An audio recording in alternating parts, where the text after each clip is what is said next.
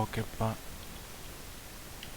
ini atas Ya Pak, nama, saya konfirmasi dulu ya, atas nama Bapak Joshua Alexander. iya benar Pak. Tanggal lahir 5 Mei ya, Iya, 1999. Lisensi semua si mobil, motor sama truk.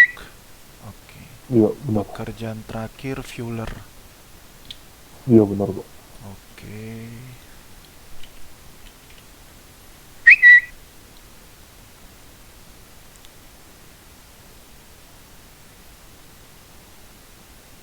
Oke, jadi untuk pertama saya mau cari tahu dulu ini. Coba Bapak ceritakan dulu tentang diri Bapak ini. Maksudnya dari kota mana Oh, atau gimana datang ke sini udah ini. jadi iya benar Pak. Jadi perkenalkan, nama saya Joshua Alexander. Saya ini dari kampung Pak, jauh merantau ke kota ini. Tujuan saya datang ke kota ini awalnya untuk mencari abang saya, cuman belum ketemu. Nah, selama di kota ini saya masih ngekos dan sambil untuk menafkahi hidup saya ikut bersama orang lain untuk mengambil pekerjaan sebagai tukang minyak.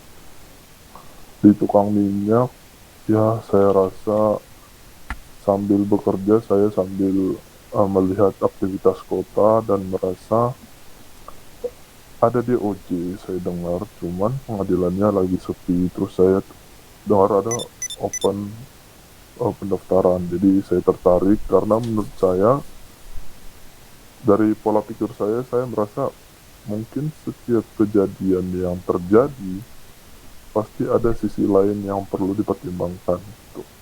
Saya rasa pola pikir dan cara saya melihat suatu kejadian mungkin bisa digunakan untuk kebaikan di DOJ ini. Itu saja Pak. Terima Oke. kasih. Nah, terus Bapak ini di kota sini sudah berapa lama, Pak? Pak Joshua. Sekitar berapa ya Pak? Dua, Diperkirakan lah. ya 2 mingguan lah. 2 mingguan. Oh, 2 mingguan. Iya Pak. Oke. Terus Bapak berarti dari 2 minggu itu Bapak cuma menjadi bekerja sebagai tukang minyak fueler aja. Iya, ya sambil sesekali jadi awalnya sih saya jadi tukang ayam dulu Pak. Oh, oke. Kemudian saya sempat mengalami krismon tersebut agak berat juga Oh, kemarin Bapak itu. sebelumnya sempat mengalami krismon. Iya, saya tadi Oke. pas krismon itu Berarti terus agak berat. sebelum krismon Bapak udah masuk ke kota kan? Sudah berada di Iya, kota. sudah Pak. Oke. Sudah. Oke. Terus ini selanjutnya Bapak ini saya lihat di CV Bapak belum pernah terlibat kasus kriminal ya? Iya, belum Pak. Oke. Tidak, tidak kan belum. Iya, Tidak. tidak. Saya berharap sih Bapak tidak ini sih, tidak melakukannya. Iya Pak. Oke. Nah, apa alasan Bapak mau mendaftar ke DOJ, Pak? Alasan utama. Bisa Bapak jelaskan Alasan lagi? Oke, bisa Pak. Jadi alasan utama saya yang pertama itu saya sebelumnya pernah mengikuti beberapa persidangan sih Pak.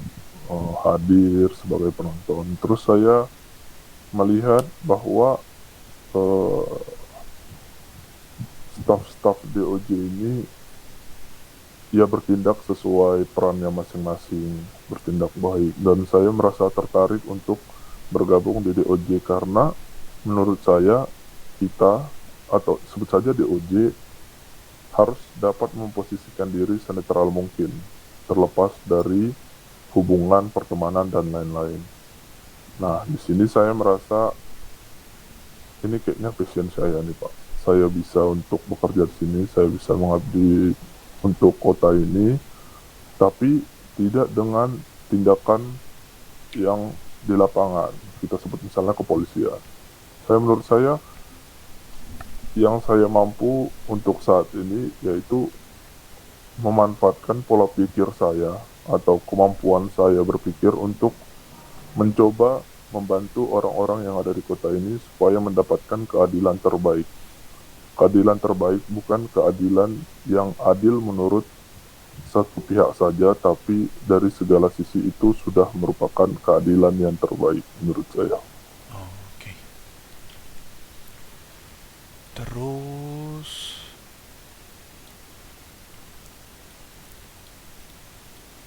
terus mengapa DOJ itu harus terima Bapak sebagai bagian dari DOJ, Pak?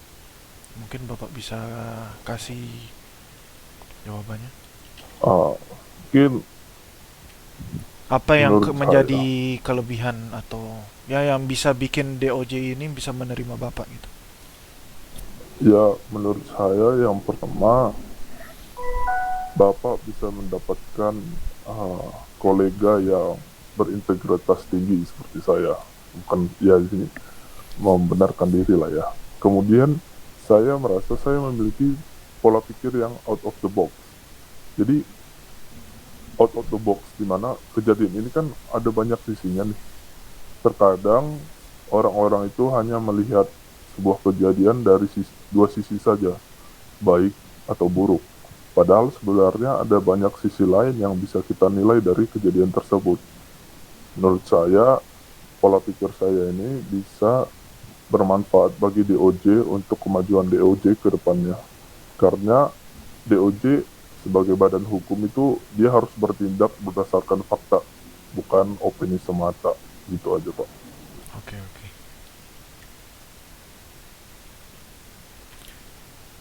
Nah, ini tentu saja kan dibalik kemampuan Bapak atau kelebihan Bapak pasti kan ada kekurangan kan. Bapak bisa jelaskan mungkin kekurangan Bapak seperti apa?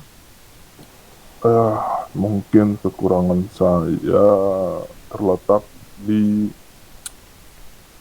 kesan saya dalam hal waktu sih, Pak.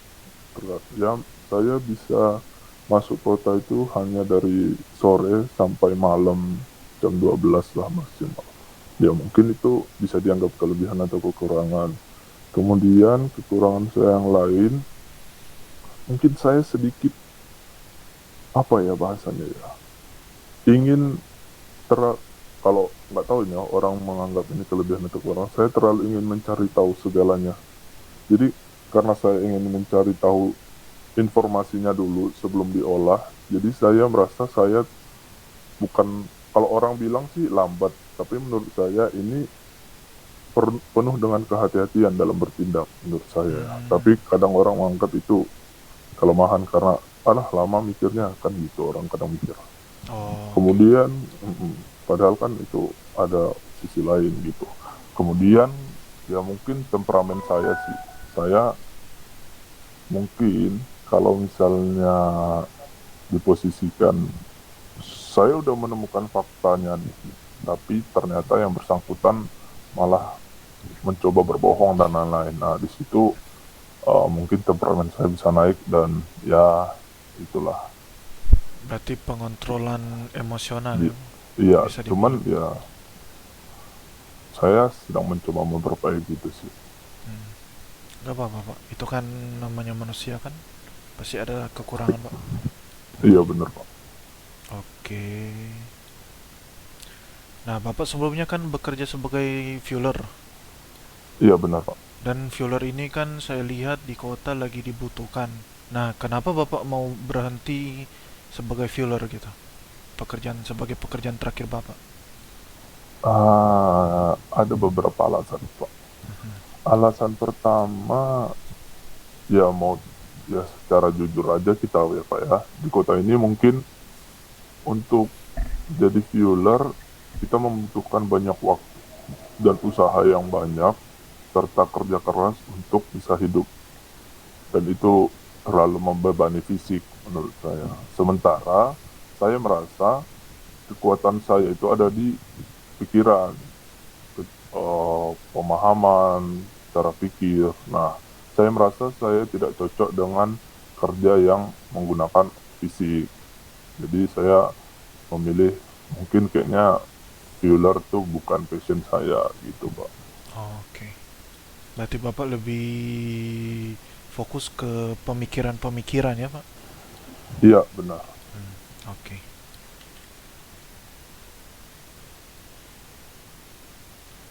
Nah, ini pekerjaan sebagai DOJ juga pastikan untuk membantu masyarakat kan, melayani masyarakat. Benar Pak. Nah, kenapa Bapak ingin melayani masyarakat gitu melalui DOJ jika Ya, diterima? kenapa saya ingin melayani? Karena saya juga ingin dilayani. Jadi harus ada timbal balik, ya kan Pak. Nggak mungkin kita minta dilayani terus, tapi kita nggak mau melayani gitu. Saya sudah ada di kota ini, saya sudah hidup beberapa waktu di kota ini. Saya merasa saya harus memberi kontribusi pada kota ini dan pada warga-warga yang menurut saya banyak yang baik di kota ini. Jadi ya saya merasa harus ikut ambil adil untuk memberikan kontribusi yang baik pada kota ini gitu Pak. Hmm. Nah, tadi kan Bapak bilang dilayani itu seperti apa, Pak? Misalnya contohnya. Ya misalnya pelayanan kesehatan oleh IMS, perlindungan keamanan oleh kepolisian, ketersediaan pangan oleh para crafter dan petani dan para tukang ayam, kemudian ketersediaan kendaraan dan lain-lain oleh pihak mekanik dan lain-lain. Banyak saling membutuhkan di kota ini. Jadi saya merasa saya juga harus ikut ambil dalam sharing kebaikan, saya sebutnya gitu sih. Oke, oke. Nah, saya mau minta pendapat apa menurut Bapak Joshua tentang mengenai pengadilan, Pak. Boleh Pak. Hmm. Apa menurut Bapak tentang pengadilan? Pengadilan itu adalah sebuah kegiatan atau seremoni, bukan seremoni sih, lebih itu terlalu, tapi ya kita sebutlah kegiatan di mana seseorang atau terdakwa akan diadili, di mana kita harus mempertimbangkan apa akibat tindakan dia dan apa yang menyebabkan tindakan dia, kemudian apa hasil dari tindakan dia. Nah, hasil dari tindakan dia ini diputuskan di pengadilan, ya kan? Nah, kita harus dapat memberikan keadilan yang seadil-adilnya pada si tersangka, kepada korban, dan kepada penduduk kota dan pihak-pihak lainnya. Karena semuanya itu pasti saling berhubungan, gitu Pak. Oke. Ini sebelum DOJ kan pasti semua semua hukuman kan pasti ini diproses sama kepolisian. Menurut Benar Bapak itu Pak. apakah polisi sudah menegakkan hukum dengan secara adil atau gimana menurut Bapak? Nah, itu dia Pak. Jadi kemarin kalau tidak salah saya pernah dengar kabar katanya itu yang apa namanya, kepolisian ada yang saya tidak tahu Pak ini berdasarkan fakta atau gimana. Saya hanya mendengarkan opini dari penduduk kota saat saya sambil bekerja. Jadi ada beberapa polisi yang merasa tindakan dia ini benar, dengan misalnya kalau ada sesuatu, sebut sajalah pengejaran suatu kendaraan, terkadang polisi malah langsung menembak. Nggak tahu saya benar atau enggak, misalnya dia menembak ban atau dan lain-lain. Menurut saya itu kurang tepat sih, karena selakunya polisi, sejago-jagonya penjahat kita sebut, pasti mereka kalah sama persenjataan polisi apapun yang terjadi ya. Jadi polisi ini terlalu memiliki kekuasaan menurut saya. Jadi ada yang beberapa oknum, bukan polisi ya, oknum yang justru memanfaatkan kekuasaan tersebut dan bersifat arogan. Nah, menurut saya perlu pihak lain untuk menetralkan kekuasaan yang berlebihan dari kepolisian ini. Dan menurut saya DOJ lah tugasnya lah di situ, di mana badan hukum tertinggi di kota ini, gitu kan. Iya. Oke. Jadi ya begitulah Pak. Mungkin ada beberapa oknum lah saya sebut, bukan kepolisian. Dan mungkin ada beberapa prosedur yang polisi saja bahkan kadang lupa, prosedur penangkapan, prosedur penggerebekan, prosedur pemenjaraan, dan lain-lain. Mungkin ada beberapa yang kita sebut saja, kita maklumi, kurang terlatih lah kita sebut. Mungkin itu sih Pak. Oke.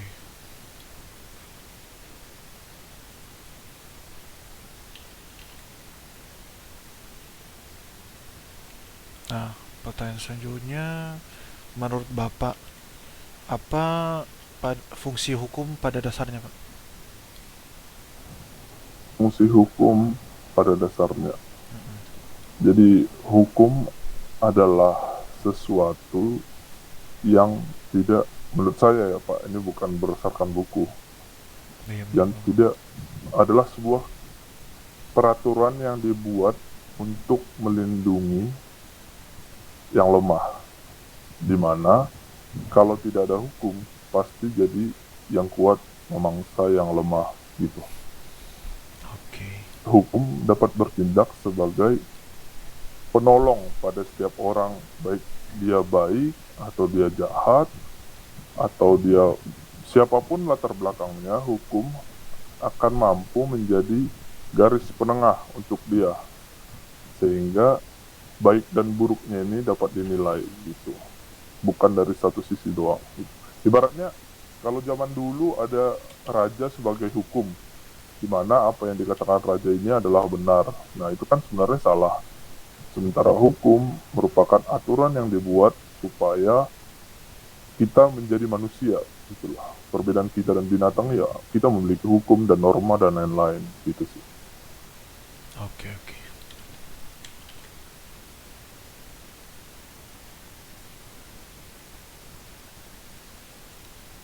Nah, pertanyaan selanjutnya, ini sebagai Bapak, misalnya sebagai masyarakat biasa, Oke Pak. seandainya Bapak terlibat masalah kasus hukum, apa Mm-mm. yang menurut Bapak itu harus Bapak lakukan? Saya sebagai apa, tersangka. Iya, misalnya Bapak terkena masalah kasus hukum lah, Pak. Ditangkap, Mm-mm. pokoknya Mm-mm. apapun itu. Nah, itu Bapak Mm-mm. apa yang tindakan yang Bapak lakukan? Iya, pertama saya harus kooperatif dulu, kooperatif terhadap kepolisian, mengikuti prosedur dan lain-lain. Kemudian kita, saya, kalau memang saya tidak bersalah, saya memberitahu dengan jujur bukti-bukti pendukung bahwa saya tidak bersalah dari berbagai sudut.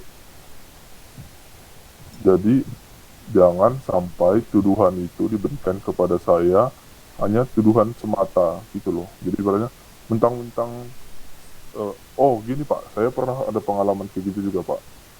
Jadi saya, motor saya diambil orang, dan ternyata motor saya digunakan untuk kegiatan ilegal, dan tiba-tiba ada masuk invoice dan lain-lain. Pokoknya tiba-tiba aja masuk gitu. Saya dituduh polisi sebagai pelakunya. Saya kaget dong, dan saya nggak boleh panik, harus tenang karena saya punya buktinya. Saya langsung kantor polisi menunjukkan, Pak, waktu ini jam segini saya telah membuat laporan bahwa motor saya telah dicuri. Untuk penggunaan sepeda motor saya tidak tahu. Saya, ini buktinya. Saya tunjukkan SMS pelaporan kepada kepolisian. Kemudian saya memanggil teman saya yang bersama saya di waktu itu, sekitar waktu itu. Jadi teman saya sebagai saksi. Nah, dari bukti-bukti itu kan polisi bisa menyimpulkan sendirilah apakah itu saya atau tidak, karena dari bukti-bukti yang ada itu kan menunjukkan saya ya bukan terlibat dalam hal itu gitu. Oke, berarti tindakan Bapak pasti mengikuti prosedur kepolisian ya Iya, untuk pertama. kepolisian dulu kan. Iya, karena apapun ceritanya kan mereka penegak hukum gitu. Nih. Terus kalau Bapak memang masih apa namanya dilakukan secara semena-mena oleh kepolisian, Bapak tindakan selanjutnya gimana, Pak? Apakah Bapak Oh, mau menuntut atau gimana menurut Bapak? iya. Kalau memang tindakan kepolisian semena-mena terhadap saya, tentu saya punya hak asasi manusia dong. Saya mengajukan ke kepolisian untuk dibawa ke persidangan saja.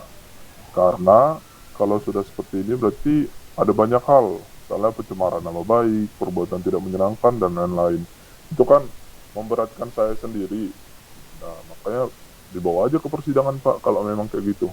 Tapi kalau dibawa ke persidangan, konsekuensi setelah kalau misalnya saya menang di persidangan tersebut, Bapak harus terima gitu. Kalau memang polisinya terima, boleh kita ke persidangan. Karena saya juga udah punya bukti-bukti pembelaan untuk diri saya gitu. Oke, oke udah cukup. Terus, nah, eh apa menurut Bapak mengenai hukuman mati? Dan apakah hukuman mati itu harus dihapuskan? Coba Bapak jelaskan. Menurut Bapak. Menurut saya ya Pak, dari segi undang-undang yang ada saat ini di kota ini, hukuman matinya menurut saya terlalu berat. Ya gimana ya, maksudnya eh, hal, bentar Pak, saya gerak dulu Pak. Ya Pak, silakan.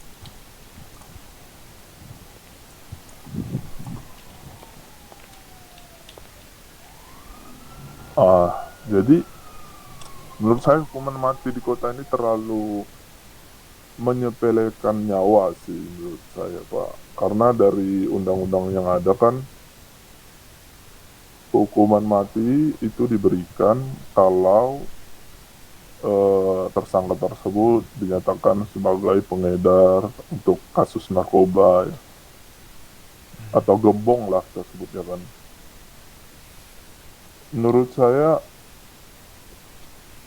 menentang sih adanya hukuman mati karena itu siapa sih yang punya hak untuk menghilangkan nyawa seseorang menurut saya ya, sesuai dengan norma yang berlaku di kehidupan ya, hukuman mati itu ini setiap manusia berhak untuk hidup dan tidak ada manusia lain yang berhak untuk mengambil hidup nyawa manusia tersebut. Jadi menurut saya hukuman mati terlalu berat. Masih ada hukuman-hukuman lain yang setara dengan hukuman mati. Jadi nggak perlu harus sampai dibunuh gitulah kita sebut ya. Oke. Gitu sih Pak. Nah, ini kan Bapak lihat kan banyak ini yang tertangkap kan oleh Iya kepolisian. benar. Kebanyakan itu masalah kasus barang ilegal. Hmm. Nah, menurut Bapak itu apa yang membuat orang-orang ini masih belum jera dalam melakukan tindakan kriminal ya seperti itu tuh, membawa barang ilegal. Pertama mungkin kita cari tahu dulu kenapa mereka mau melakukan hal tersebut. Misalnya contoh paling umum di kota ini adalah kegiatan mencari balang ilegal, kita sebut saja magic mushroom, ya Iya. kan Pak. Menurut saya kenapa penduduk kota banyak tertarik mengambil magic mushroom? Pertama, mungkin karena harga magic mushroom itu lumayan tinggi kan. Nah, berarti ada hubungannya dengan kesenjangan ekonomi yang ada. Apakah pekerjaan di kota ini kurang tinggi gajinya sehingga orang lebih tertarik untuk bekerja ilegal? Kalau dari pengalaman saya sebagai viewer, ya mungkin benar karena oh ini viewer sebelum Krismon ya Pak. Viewer sebelum Krismon. Saat viewer itu di situ tuh kita bekerja keras untuk membeli sebuah, kita sebut saja kendaraan ya, itu sangat berat Pak, berat sekali. Nah, mungkin hal ini yang menyebabkan banyak orang yang ingin mengambil magic mushroom untuk memenuhi kebutuhan mereka. Solusinya ya mungkin ada perbaikan dalam sistem penggajian yang ada di kota ini. Mungkin. Contoh kasus lain mungkin kepemilikan senjata ilegal. Nah, kita lihat dulu senjata ilegal ini digunakan untuk apa. Kalau memang digunakan untuk tindakan kriminal, misalnya pencurian, pembegalan, pembunuhan, dan lain-lain, ya dia layak untuk dihukum dengan semestinya. Namun, untuk pembelaan diri, tergantung situasinya. Karena seperti yang Bapak tahu, kalau pekerja biasa di kota ini, untuk mengamankan diri kurang. Saya punya pengalaman pernah dibegal Pak saat jadi fueler. Ini saya lagi perjalanan mau mengantar gas yang udah siap dijual. Saya dibegal, mobil saya diambil, saya ditinggal. Wah, di situ saya merasa sakit hati karena kerjanya kan capek tuh. Nah, alat membela diri saya nggak ada. Kalau mau pakai senjata legal misalnya, lisensinya cukup tinggi. Untuk beli kendaraan saja saya udah ngos-ngosan, apalagi untuk lisensi, belum lagi makan dan lain-lain. Nah, solusinya kepemilikan senjata ilegal karena tergolong murah, atau tingkat pengamanan kepolisian yang masih kurang, di mana menurut saya kepolisian patrolinya kebanyakan nilang-nilang lampu merah, padahal banyak warga yang bekerja butuh perlindungan menurut saya. Di tempat pertanian atau di tempat ayam atau di tempat fueler itu polisi mungkin jarang patroli untuk melindungi mereka sih menurut saya. Jadi banyak begal berkeliaran dan lain-lain. Kalau misalnya ketertiban bisa ditingkatkan, penggunaan, bukan pengguna, kepemilikan senjata ilegal mungkin bisa berkurang menurut saya ya, Pak. Oke.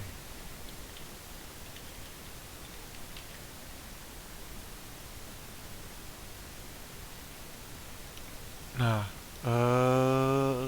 untuk selanjutnya apa yang Bapak harapkan dari sistem hukum di kota ini ke depannya?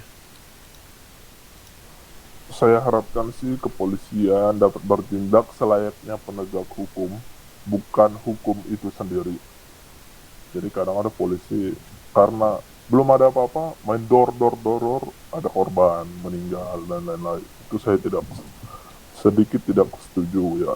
Kemudian hukum ini dapat berlaku adil pada setiap warga. Jadi misalnya terjadi um, malpraktek berkedokteran misalnya, itu bisa dituntut, DOJ dapat adil untuk menuntut dan menerima tuntutan tersebut.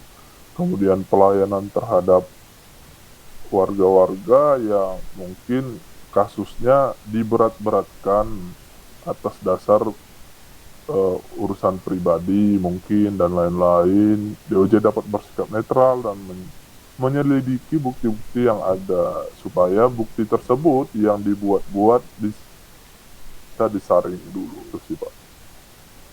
Oke.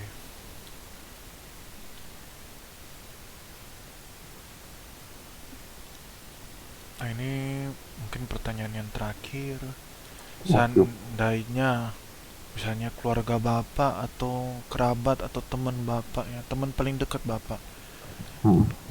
terlibat kasus kriminal gitu. Dan Bapak ini sudah menjadi bagian, misalnya Bapak menjadi hakim seandainya.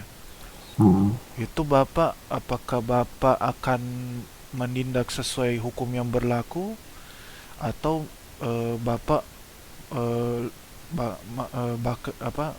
atau Bapak mungkin akan melihat dari sisi keluarga atau rekan Bapak gitu. Gimana menurut Bapak? Jadi Pak, menurut saya kita, kalau misalnya saya diterima, saya harus dapat bersikap selayaknya di mana saya berdiri.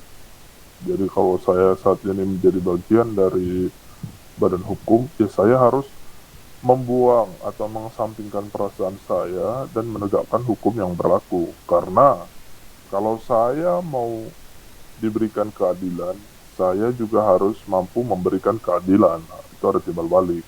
Gak mungkin dong menang sendiri, saya kan itu nggak adil namanya. Jadi kalau saya mau dia diberikan keadilan, saya juga harus mampu untuk memberikan keadilan tanpa terbebani perasaan pertemanan. Gitu sih Pak. Oke.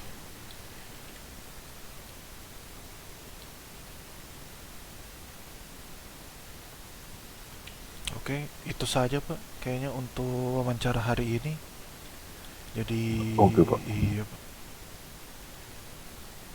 Ini nanti saya sudah catat dan dokumentasikan ini jawaban dari Bapak. Nah, ini Oke Pak. untuk jadi saya sebelumnya belum sempat bicara mengenai tahap interview. Jadi kan interviewnya ada dua tahap, Pak. Mm-mm. Jadi ini pertama kan kita mengenai ini interview kayak tadi itu. Nanti Ya, besok kalau Bapak bisa hadir atau mungkin Bapak berhalangan nanti bisa jadwal ada tahap keduanya lagi, Pak. oke Pak. Iya. Nanti tahap kedua itu nanti di kantor sini lagi. Kita Oke. iya. Oke, Pak. Terima kasih, Pak. Udah Oke bisa Pak. hadir, Pak. Iya Pak. Nanti kita ketemu lagi, Pak, di Oke. pada Kira-kira interview kapan ya Pak tahap keduanya? besok sih, Pak. Tapi kalau memang Bapak berhalangan bisa Bapak jadwalkan melalui website Oke. aja. Oke siap. Oke, Pak. Makasih ya, Pak. Iya Pak. Iya. Oke.